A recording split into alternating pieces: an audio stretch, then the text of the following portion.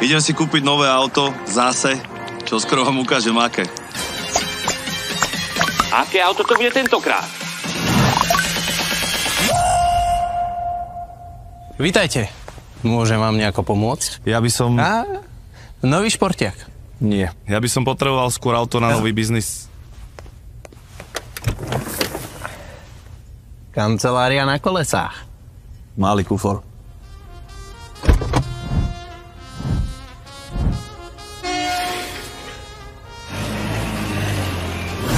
No, toto je ono.